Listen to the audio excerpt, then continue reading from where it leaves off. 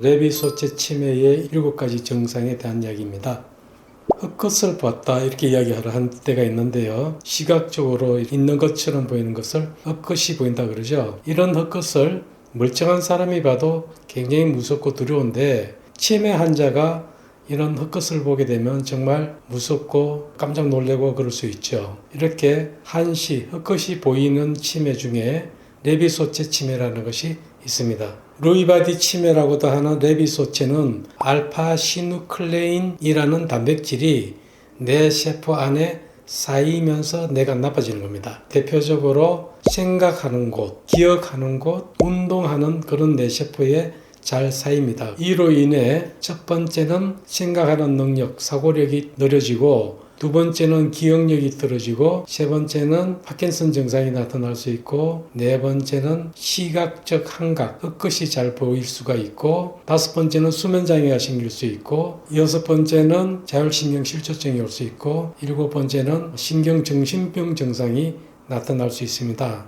이런 증상을 좀 더 자세히 설명드리면은 첫 번째 사고력이 떨어지게 되면은 여러 가지 집중하거나 생각하거나 결론을 내리거나 이런 능력이 떨어집니다. 그리고 기억력이 떨어지게 되면은 레비소체 치매 초기에는 기억력이 별로 떨어지지 않지만 점점 지나면서 기억력도 떨어지는데 그것뿐만 아니고 기억력이 변질되고 변화가 되고 왜곡되기도 합니다. 그래서 부인을 보고 첫사랑인 줄 잘못 오해하는 경우가 흔하고요. 세 번째는 운동 기능이 나빠져서 근육이 뻣뻣해지고 마비가 오고 경련이 나고 걸음걸이가 굼뜨고 표정이 굳어지고 목소리가 작아지고 글씨체가 조그매지는 이런 파킨슨 증상들이 나타날 수가 있습니다. 네 번째는 시각적 감각이 잘 나타나는데요. 없는 형상이나 물건이나 사람 이런 것들이 뚜렷하게 있는 것처럼 보이죠.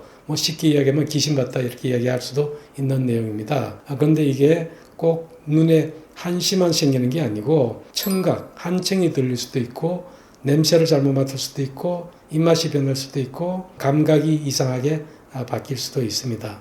다섯 번째, 수면 문제로는 렘수면 장애가 생길 수 있고 낮에 기면 막 졸림으로 빠져드는 그런 수면장애가 생길 수 있습니다. 렘 수면장애라는 것은 잠이 깨기 전에 얕게 자고 있을 때 눈을 이렇게 열어보면은 안구가 막 움직여 있죠. 이 렘 수면은 꿈을 꾸고 있는 상태인데 정상적으로는 꿈꿀 때 그 내용대로 이렇게 팔다리가 움직이면 사고가 날 수 있기 때문에 마비 상태로 있어야 되는데 이게 꿈 따라 움직이게 되면은 옆에 자는 사람을 때리거나 차거나 소리를 지르거나 이렇게 되면 우리가 보통 잠자리가 험하다 이렇게 표현하죠.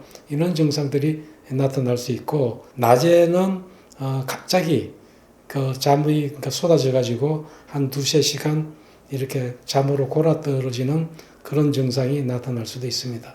여섯 번째는 자율신경실조증이 잘 나타나는데요. 자율신경실조증이라는 것은 자율신경 기능이 안정이 되지 않아서 혈압이 변하고 머리에 혈액이 들쭉날쭉 가다 보면은 어떤 때는 정신이 뚜렷하고 어떤 때는 정신이 확 나빠지고 여러 가지 인지 기능이나 집중력이나 의식 상태나 이런 것이 왔다 갔다 하는 것처럼 보일 수 있습니다. 이렇게 혈압이 떨어지거나 그러면은 갑자기 졸리거나 멍하니 한 곳을 쳐다본다든지 이런 것도 자율신경실조증으로 혈압이 떨어지면서 오는 증상이라고 보시면 됩니다.